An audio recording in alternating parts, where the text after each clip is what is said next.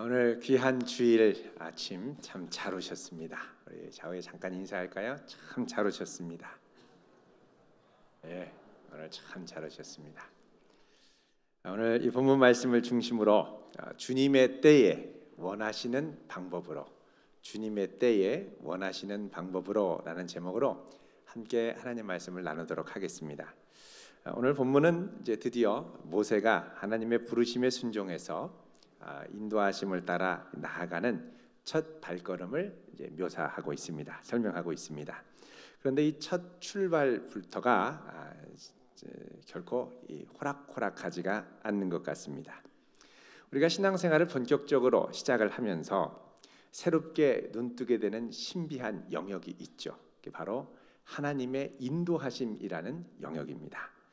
그동안은 내 생각으로, 내 계획대로, 내가 알고 있는 지식과 경험으로 내 삶을 계획해서 열심히 달려갔다면 이제부터는 내 힘과 내 경험을 뛰어넘는 신비롭게 도우시는 손길을 경험하기 시작하게 된다는 것입니다. 예상치 못한 만남을 베푸시고 또 예상치 못한 곳에서 기적을 베푸시고 새로운 길을 열어주시는 이 하나님의 손길을 경험하게 되는 것입니다. 자, 이것을 한두 번 경험하게 되면 그 다음부터 우리 마음에는 간절한 기대와 소망이 생기는데, 그것은 뭐냐?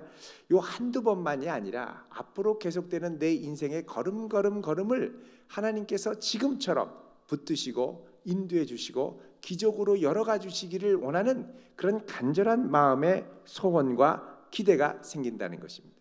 주님께서 내 인생을 제대로 인도해 주시기만 하면 내 인생은 그야말로 대박 인생이 될 것 같은 생각이 드는 것입니다. 그러나 하나님의 인도하심이 우리의 삶을 서서히 붙잡아서 끌고 가실 때에 신앙생활이 깊어질수록, 또 하나님의 인도하심을 더욱더 우리가 간절하게 구할수록 우리 마음이 어려워질 때가 찾아오기 시작하는데, 그 이유가 이제 크게 두 가지입니다. 첫 번째는 뭐냐? 내가 구하는 하나님이 인도하시는 타이밍, 그 하나님의 때와 하나님이 실질적으로 인도하시는 타이밍, 그 하나님의 때가 다르다는 것입니다. 내 생각 같아서는 지금 당장 역사해 주시면 좋겠는데 지금 역사가 안 일어나요. 기다리라 그러세요. 아직은 때가 아니라 그러세요. 잠잠하라고 말씀하세요. 답답하죠. 답답합니다. 또 반대로 내가 생각할 때는 아직 때가 아닌데, 내가 생각할 때는 아직 준비가 전혀 되어 있지 않은데 하나님께서 자꾸 막 밀어붙이시는 거예요. 가라 그러고 순종하라 그러고 지금 결단하라 그러고. 그러니까 괴롭죠. 나는 준비가 안 되는데 왜 자꾸 밀어붙이시나? 이 하나님의 타이밍을 놓고 참 우리가 아직 갈등과 고민이 많아집니다. 또 두 번째로 하나님의 인도하심과 관련해서 우리의 마음이 어려워지는 경험이 있습니다. 그거는 뭐냐? 그것은 하나님이 인도하시는 방법입니다. 하나님께서 나를 정말 멋지게 다른 사람들이 볼 때도 이야 대단하다라고 말할 정도로 기가 막히게 인도하시고 역사하시면 좋겠는데, 하나님은 종종 내가 예상치 못한 방법으로 다소 엉뚱하고 기괴한 방식으로 나를 끌고 가시는 느낌이 듭니다.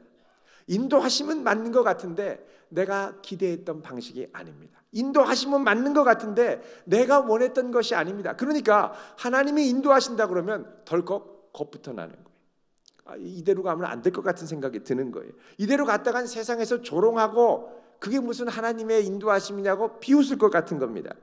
그러니까 이 하나님의 인도하시는 방법에 있어서도 내 기대랑 달라지면 마음이 많이 어려워집니다.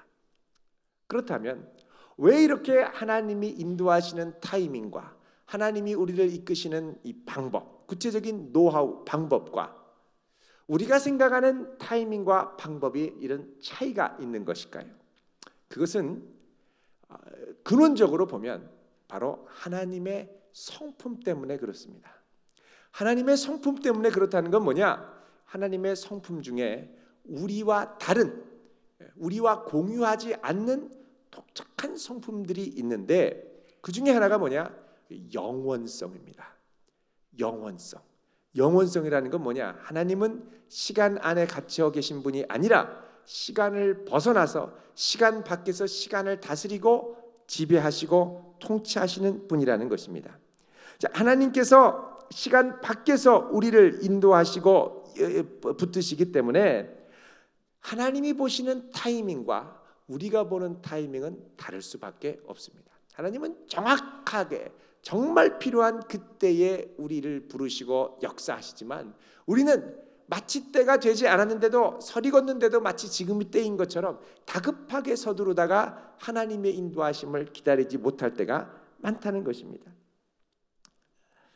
그래서 하나님께서 영원하신 하나님 앞에 시간 안에 한계 있는 우리가 그분의 인도를 따라가려면 어떻게 해야 되느냐?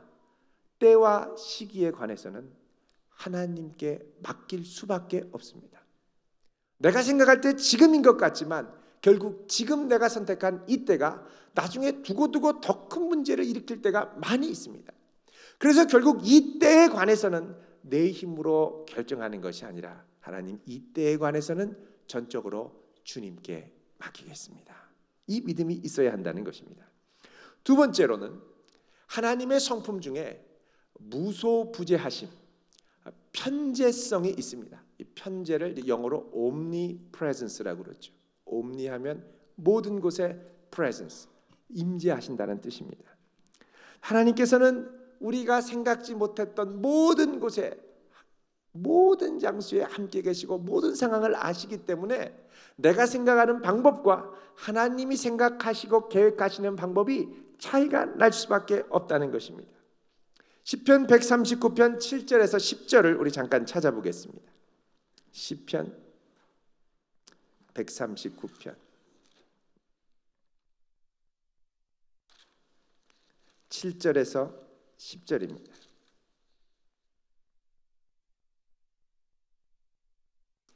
(903쪽입니다)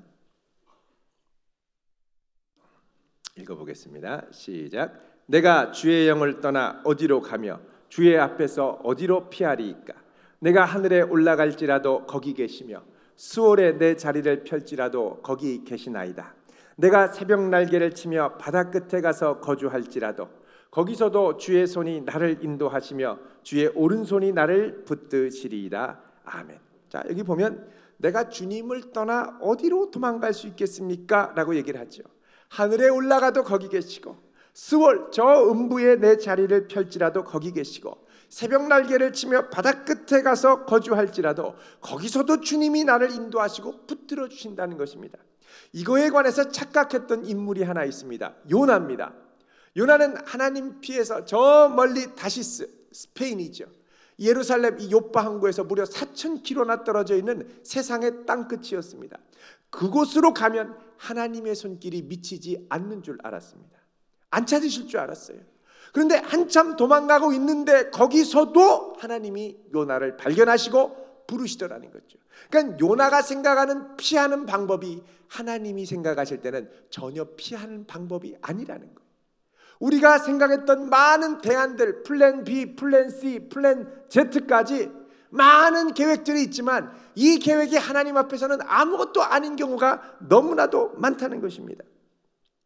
그래서 내 방법, 내 생각이 하나님의 생각과 방법과 너무나 차이가 많기 때문에 우리는 그분의 방법과 인도하심 앞에 순종하며 나아가는 것 외에는 방법이 없다는 것입니다. 그래서 이사야 55장 8절 9절은 우리의 타이밍과 생각 그리고 하나님의 타이밍과 생각이 너무나도 큰 차이가 나는 것을 이렇게 말씀하고 있습니다. 우리 잠깐 찾아보겠습니다. 이사야 55장 구약성경 8절에서 9절입니다. 1035쪽 같이 읽어보겠습니다. 시작. 이는 내 생각이 너희 생각과 다르며 내 길은 너희의 길과 다름이니라. 여호와의 말씀이니라. 이는 하늘이 땅보다 높음같이 내 길은 너희의 길보다 높으며 내 생각은 너희의 생각보다 높으니라. 아멘. 하나님께서 이 말씀하시죠. 내 생각이 너희 생각과 다르다. 또 내 길이 너희 길과 다르다. 자, 이 다름이 어떤 정도의 다름이냐? 하늘과 땅 차이라는 겁니다. 하늘이 땅보다 높음 같이 내 길이 너희 길보다 높고 내 생각이 너희 생각보다 높다. 단순히 다르다는 차원이 아니라는 거예요. 생각할 수 없을 정도, 우리의 상상을 뛰어넘는 놀라운 계획과 인도하심이 있다는 것입니다. 그래서 이처럼 하나님의 때와 방법이 다르기 때문에 우리가 그분의 인도하심을 구하며 나아갈 때 정말 마음에 새기면서 주의해야 될 것이 있습니다. 그건 뭐냐? 낙심하지 않는 것입니다. 이렇게 돼야 되는데 지금 안 되거든요. 그럼 낙심되거든요. 그런데 하나님이 끝까지 책임지시고 때가 이르면 반드시 거두시게 하실 것이다. 이 믿음이 있는 성도는 낙심하지 않고 기도하며 그분의 때와 그분의 방법과 그분의 역사하심을 기다리며 기도하며 나아간다는 것입니다. 주님의 시간에 주님의 방법대로 이루어지기까지 낙담하지 않고 끝까지 신뢰하며 나아갈 수 있는 그런 귀한 성도 되시기를 바랍니다. 요즘 방송가에서 아주 화제가 되고 있는 여성이 한 분 있습니다. 바로 배우 최민수 씨의 아내인 강주은 씨입니다. 아마 텔레비전에서들 많이들 보셨을 거라고 생각을 합니다. 여기저기 많이 나옵니다. 예전에는 이 강주은 씨를 보면 와, 최민수 아내다 이렇게 얘기를 했는데 요즘에는 최민수 씨를 보면 와, 강주은 남편이다 이렇게 이제 반응을 할 정도로 사람들의 인식이 많이 바뀌었다고 하죠. 이 강주은 씨가 주목을 받는 이유는 뭐냐? 참으로 이 자유롭고도 기괴하게 사는 이 최민수 씨와 어떻게 이렇게 좋은 부부 관계를 유지하며 잘 살고 있을까 하는 것입니다. 강주은 씨는 어릴 때 캐나다에서 태어나서 자랐습니다. 22살 때 대학원에 이제 진학하려면 이제 자기소개서 같은 걸 써야 되는데 이 자기 에세이를 쓰기 위해서 거기에 몇 줄 붙이기 위해서 경험을 위해서 미스 코리아 대회에 출전을 했습니다. 캐나다 대회에 신청서를 내고 딱 갔는데 덜컥 거기서 미스 캐나다 진이 된 거예요. 그래서 한국에 미인대회에 왔죠.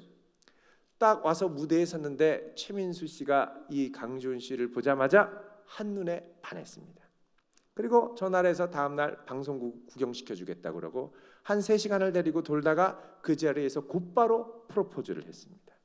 말도 안 되는 거죠. 그리고선 캐나다에 돌아갔습니다. 근데 다음 주에 최민수 씨가 온 거예요.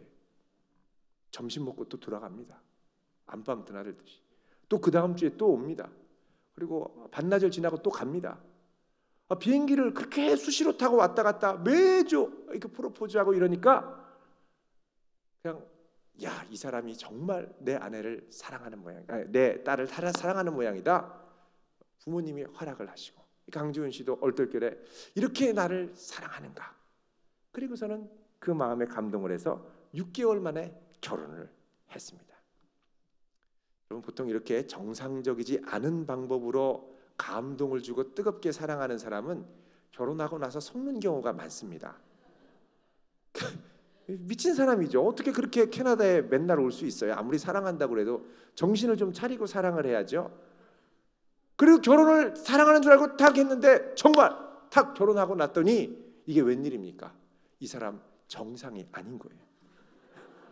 너무너무 자유롭게, 너무 이상하게, 너무 기괴하게 사는 거예요. 여러분, 이때 이 좌절감이 얼마나 컸는지 모릅니다. 이 정도 되면 내가 잘못 만났다.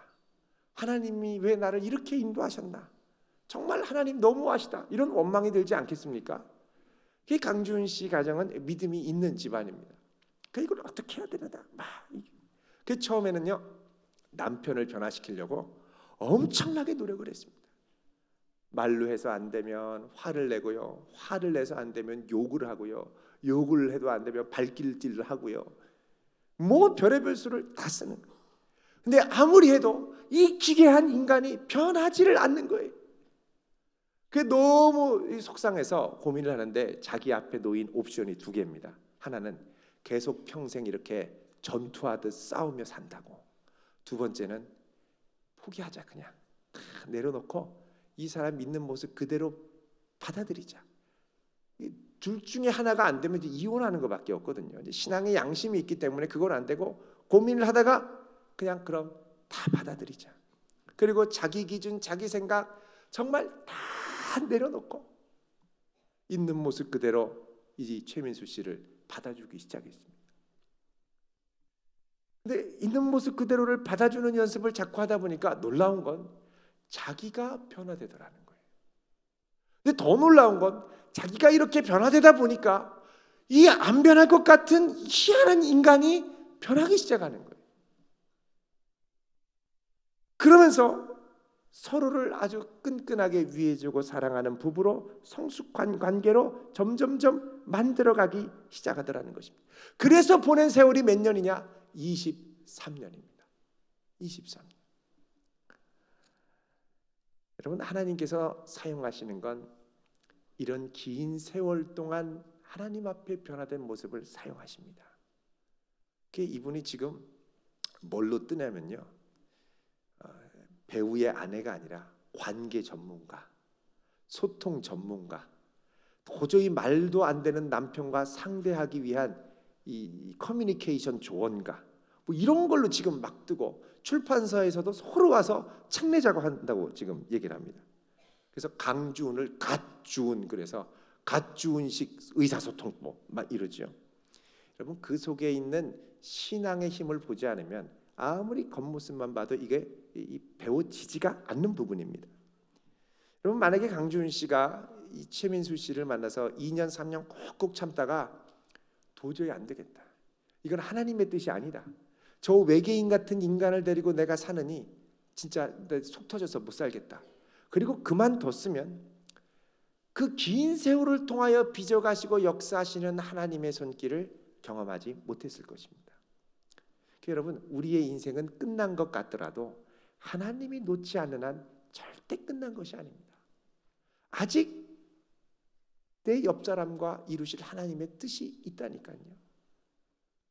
혹시 옆에 있는 같이 사는 분이 남남처럼 느껴지고 이제 좀 그만 살까, 요즘 이제 결혼도 졸업한다는데 조론을 해야 되나, 뭐 이런 생각이 드신다면 여러분, 하나님께서 아직 포기하지 않은 줄 믿으시기 바랍니다.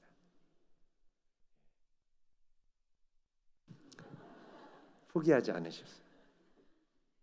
하나님이 포기하지 않은 걸 갖고 너무 스트레스를 받는 거예요. 우리 청년들도 그렇습니다. 아니, 지금 가을인데 이제 막 화창하고 날 막 이제 가을 이제 단풍 들죠. 그럼 막 옆구리가 시리고 막 미치려고 그럽니다. 올해 안에도 내가 못 가면 어떻게 하나. 막 너무너무 힘들어요. 여러분, 그게 못 가는 게 아닙니다. 하나님이 보호하고 계신 거예요. 서둘러서 다른 사람 만나면 인생 망칠까 봐 정말 예비하신 좋은 사람 만나게 하려고 보호하고 계시는 줄 믿으시기 바랍니다. 별로 아멘이 안 나오세요, 우리 청년들은. 보호하고 계시다니까요. 이렇게 결혼하는 청년들 막 30 넘고 32, 33 이렇게 넘고, 근데 얼마 전에 한 부부가 결혼할 청년이 와서 고백을 하는 거예요. 목사님, 제가 그렇게 만나려고 아둥바둥하고 노력을 했는데 내가 노력하고 괜찮다고 생각했던 사람들은 만나고 보면 다 이상한 사람들이라는 거예요.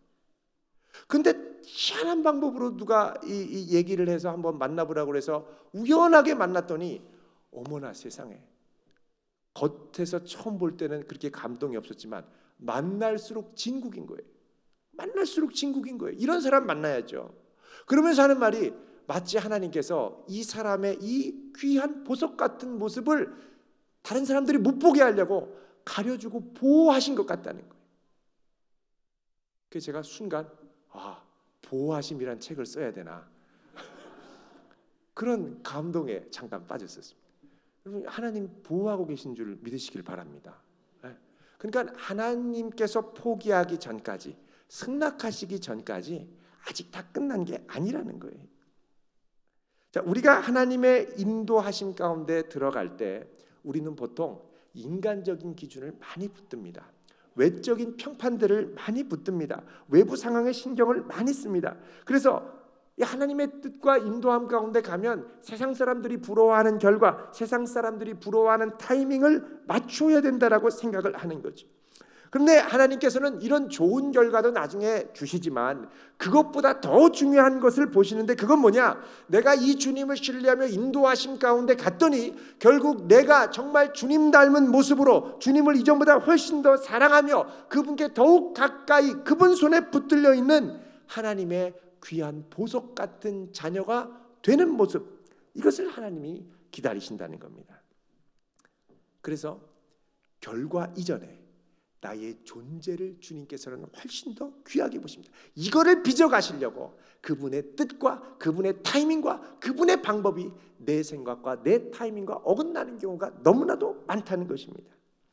자, 오늘 본문 말씀을 보면 이제 모세가 하나님의 부르심에 응답하여서 마침내 이제 그 인도하심 속으로 걸어 들어가는 과정이 나옵니다. 그동안 모세는 하나님의 부르심을 무려 5번이나 거부했습니다.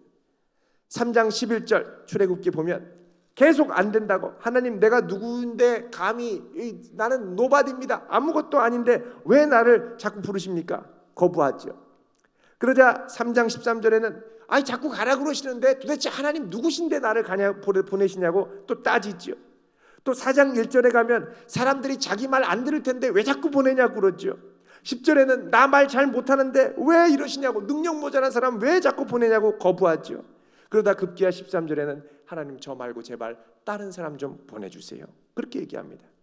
자, 이런 모세의 지속적인 거부는 한편으로 모세 안에 하나님의 타이밍과 하나님의 방법에 대한 확신이 없기 때문입니다. 생각해 보십시오. 40년간 미디안의 목동으로 정말 양만 보며 살던 사람이 왜 갑자기 이스라엘을 구원하러 나간다는 겁니까? 하나님의 타이밍 신뢰할 수 없습니다. 더구나 아무 힘과 능력도 없고 또 말도 제대로 못하는데 지팡이 하나 짚고 나가라네요.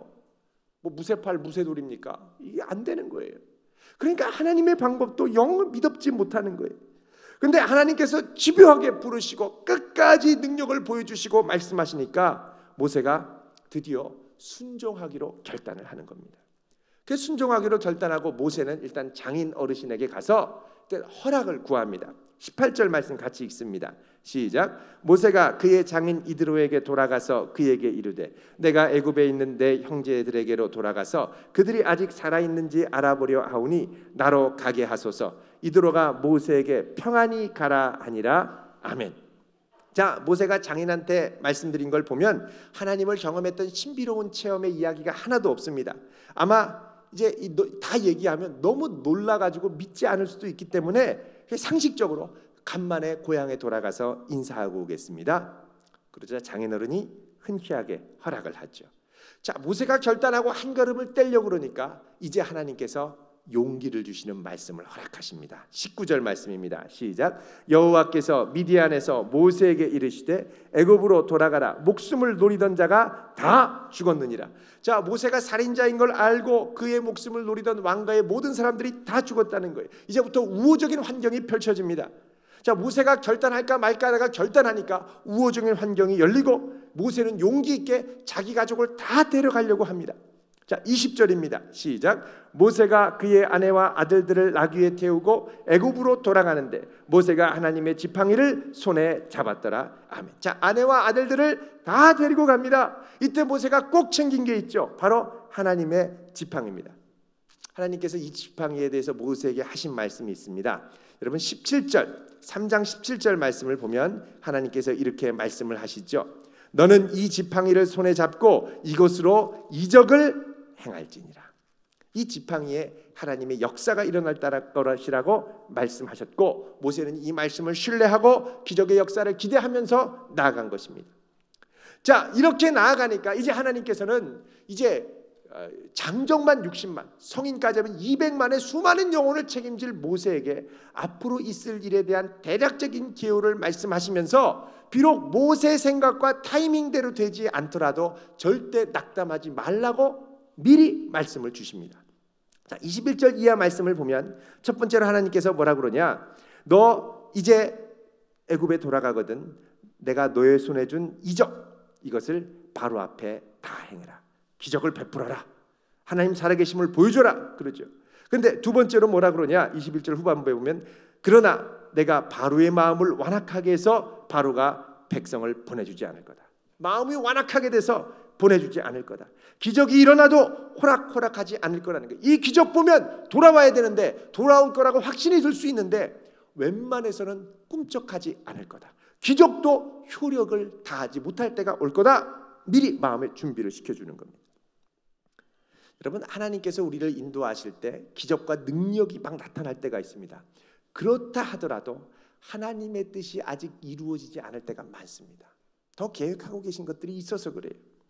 자, 그러면서 세 번째로 하나님이 뭐라고 그러냐, 이런 과정을 통해서 바로와 그의 제국에게 선포하고자 하시는 말씀이 있는데, 그건 뭐냐, 바로 22절입니다. 읽겠습니다. 시작. 너는 바로에게 이르기를 여호와의 말씀에 이스라엘은 내 아들 내 장자라. 아멘. 애굽에서는 바로가 신들의 장자로 여겨졌습니다. 근데 하나님께서는 야, 너만 장자냐? 이스라엘은 나의 장자야. 이걸 선포하기를 원하셨다는 거예요. 이 장자라는 사실은 그동안 이스라엘이 새카맣게 잊고 있었던 사실인데 하나님이 선포하시는 겁니다.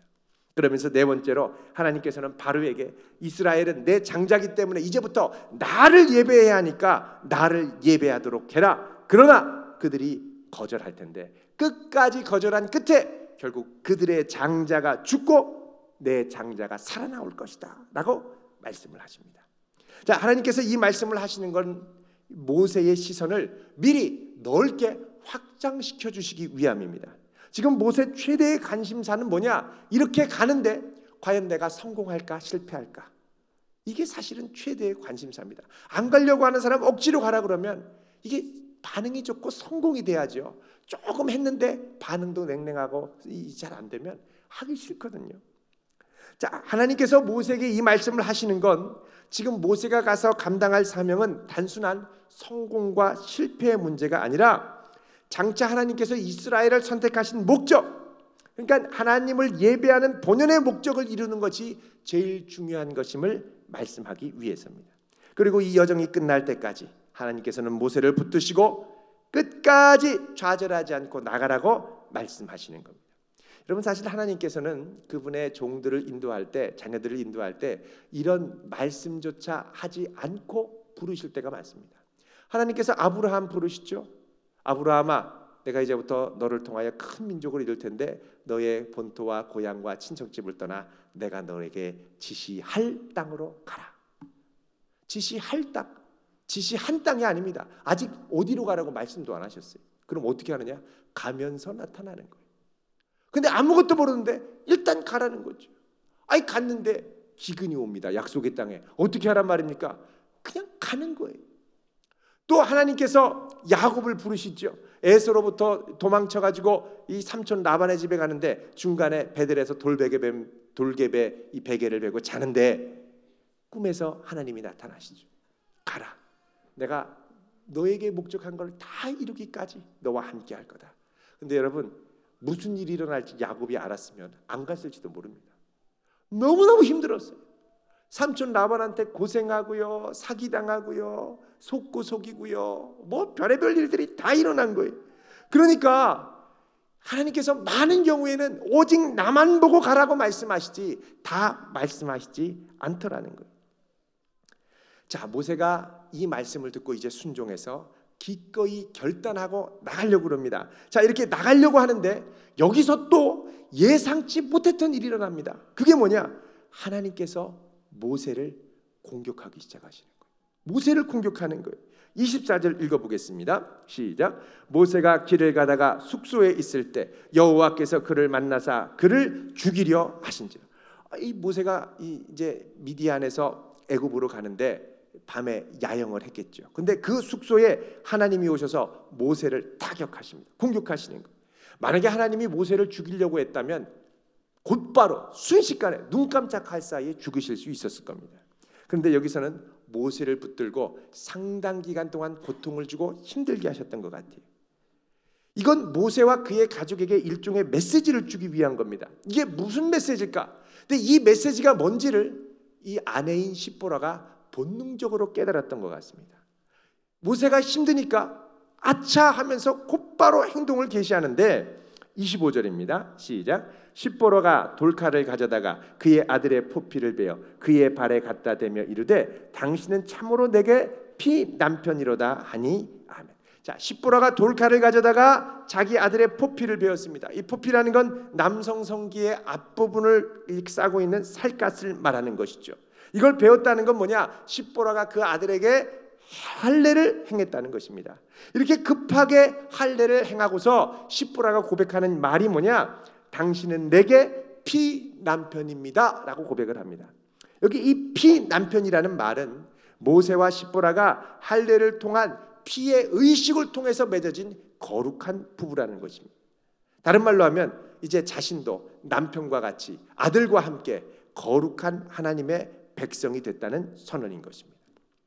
모세의 장인은 미디안의 제사장이었죠. 미디안의 제사장은 여호와 하나님을 섬기는 제사장이 아니라 가나안의 여러 신들을 섬기는 제사장이었을 가능성이 큽니다. 그렇다면 그 아내 십보라도 하나님을 인정하기보다는 다른 신들을 섬겼을 가능성이 많습니다. 자, 모세는 애굽에서 도망 나와서 40년 동안 광야에서 헤매는 동안 자기 정체성이 분명하지 않았죠. 그러니까 자기 아들들을 낳고도 할례를 행하지 않고 어떻게 할까로 고민했던 것 같습니다. 근데 하나님께서는 내가 지금 하나님의 백성으로 이스라엘 백성을 구원하러 가려면 먼저 정체성부터 분명하게 하라는 거예요.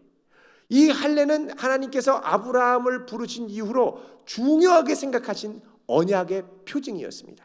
창세기 17장 13절 14절을 여러분 잠깐 찾아보겠습니다. 창세기 17장 13절 14절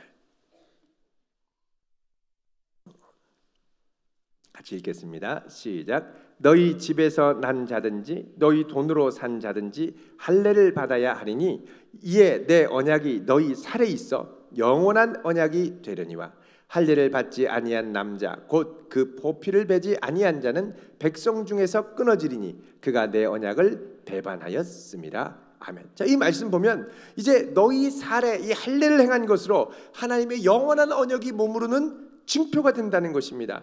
자, 이런 증표, 아브라함의 후손이라면 반드시 할례가 있어야 한다는 거예요.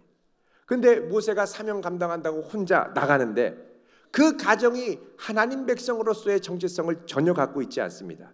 하나님은 무엇을 요구하십니까? 그 가정의 정체성을 이스라엘 자손으로서 명확히 할 것을 엄중하게 요구하시는 겁니다. 만약 자녀들이 할례 받지 않은 상태로 들어가면 결정적인 위기 때에 이 모세의 가족들은 도망갈 수 있습니다. 지도자는 하나님의 백성과 운명 공동체가 되어야 되는데 이 애매한 정체성은 그의 사역을 위험하게 빠뜨리거나 중도 하차하게 만들 수 있는 가능성이 크다는 것입니다. 이중적인 정체성. 여러분, 우리나라도 그렇고 미국도 그렇습니다. 예를 들면 미국에서 자녀가 태어나면 한국 부모님이 한국 분이에요. 한 사람 부모 두 분 중에 한쪽, 적어도 한쪽이 한국인이면 한국 국적도 있고 미국 국적도 있죠. 이중 국적입니다. 이제 만 18세 이전에 한국 국적을 포기하지 않으면 이후로 이제 20년 동안 이중 국적을 갖게 됩니다. 근데 이 이중 국적을 갖게 되면 나중에 대통령 후보로 절대 나설 수가 없습니다. 그리고 또 공직자로, 고위 공직자로 가는데 불이익을 감당하게 됩니다. 그러니까 이중 정체성이 좋은 면도 있지만 공동체와 함께하는 공동체의 대표로 공동체를 구원하는 일에 있어서는 걸림돌이 되더라는 것입니다. 하나님께서는 모세에게 한 정체성으로 그의 가족이 나아갈 것을 요구하셨습니다. 아마 이제 애굽으로 가면서 모세와 이 십보라가 이런 얘기를 했던 것 같아요. 여보, 거기 가는데 그래도 우리 아이들한테 할례를 행해야 되지 않을까? 그러면서 서로 문제의식을 갖고 있던 차에 하나님이 모세를 짓누르고 공격을 하시니까 안 그래도 마음에 감동이 있던 십보라가 재빨리 할례를 행합니다. 그러니까 26절에 여호와께서 그를 놓아주시니라. 그때 십보라가 피 남편이라 함은 무엇 때문이라고요? 할례. 결국 할례가 문제였다는 것입니다. 자, 이거 보면 하나님께서는 출애굽의 역사를 서둘러 이루는 것도 중요하지만 그 이전에 모세와 그의 가정의 정체성을 다루기를 원하셨고 하나님의 방법대로 하나님께서 원하시는 자격으로 나아가는 걸 훨씬 더 중요하게 생각하셨음을 알 수가 있습니다. 자, 이런 것들이 확립되자 이제 모세가 애굽에 가서 하는 사역은 자연스럽게 길들이 열리기 시작합니다. 자, 백성들에게 가서 하나님 말씀을 전하자 백성들이 어떻게 반응을 합니까? 30절 31절 보면 아론이 여호와께서 모세에게 이르신 모든 말씀을 전하고 백성 앞에서 하나님이 말씀하신 이적을 베푸니까 31절에 백성이 믿고 여호와께서 이스라엘 자손을 찾으시고 그들의 고난을 살폈다 하는 이 말씀을 듣고 머리를 숙여 경배했다, 예배하는 역사가 일어나기 시작하더라는 것입니다. 여러분, 우리는 지금 이런저런 영역에서 하나님의 인도하심을 구하고 있습니다. 나 자신도 그렇죠. 하나님은요, 영원하시고 무소부재하신 분입니다. 그래서 그분의 타이밍과 우리의 타이밍은 다를 수밖에 없습니다. 우리는 빠른 결과가 나오기를 원하지만 하나님께서는 빠른 결과 이전에 그분을 신뢰하는 우리의 정체성과 그분과의 관계, 그분을 향한 신뢰를 훨씬 더 중요하게 보시고 이것부터 빚어가기를 원하신다는 겁니다.